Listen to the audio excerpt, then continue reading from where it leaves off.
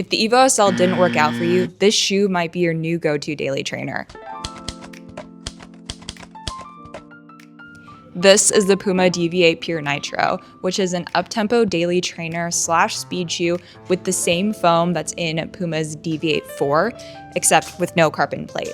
It features the Puma grip outsole, so it's going to have incredible durability, and the mesh upper I noticed is very accommodating with great lacing for both narrow and wide feet. The heel stack is about 38 millimeters, while the forefoot stack is going to come in at around 30 millimeters, with total heel drop at 8 millimeters. This shoe is extremely light for its stack height. It's coming in at around 7.5 ounces for men and 6.6 ounces for women. So compared to a lot of the shoes on the market right now, it's actually a lot lighter and actually slightly lighter than the famous EVO SL.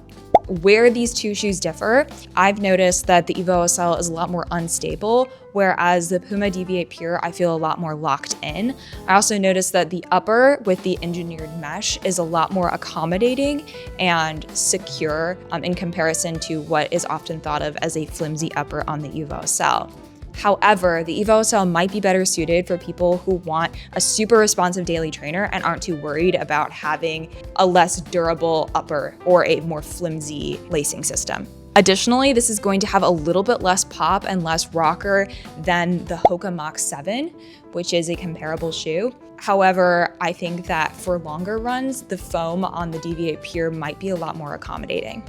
The Puma Deviate Pure comes in at $150 USD and is available in only standard widths.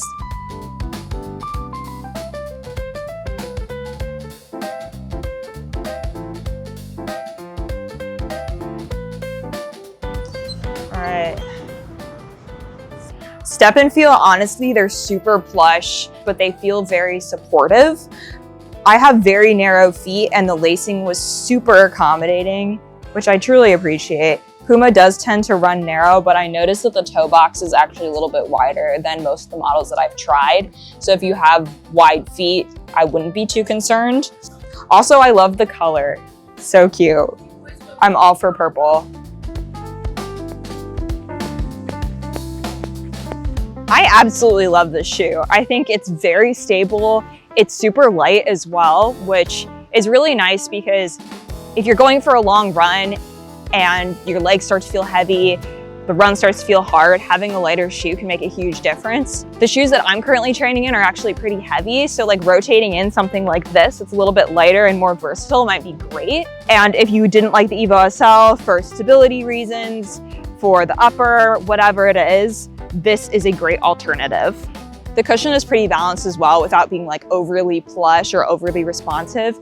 And then in terms of the rocker, it's definitely less than the Mach 7, but I do feel like there is a little bit of something propelling me forward without it feeling unnatural or overbearing either. Honestly, overall, the shoe is probably one of my favorite shoes that I've reviewed so far, and I want one like right now. On to my notes. On a scale of 1 to 5 when it comes to cushion, I would put these at a 3.5, not because they're overly firm or because they're, there's any cushion lacking, but they're not a max cushion trainer by any means. However, they do have, like I said earlier, a very balanced amount of cushioning. In terms of responsiveness, on a scale of 1 to 5, I would say a 4, because if we're putting EVO SL at 5, like that's or like the A6 Mega Blast, this is probably one step down from that. When it comes to design, I love the purple color so much. However, they don't have a lot of colors available at once. I think right now, I checked the website, there's only like a cream color for women, and for men, there's like a white and red situation going on. So this isn't even available other than on the Commonwealth website. I would say a 3 color, like just because the colors are not the best. However, the shoe itself is very aesthetically pleasing, and I like this color. I like the colors that they have, there's just not a lot.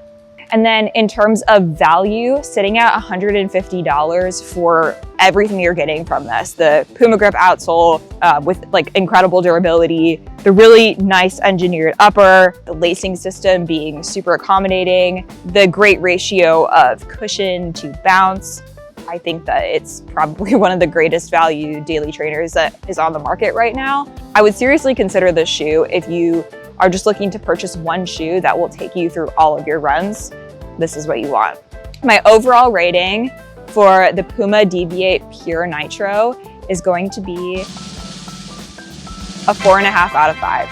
And I'm only taking a half point off because there aren't very many colors available right now. So that's it. Otherwise, honestly, one of the most perfect shoes I've reviewed.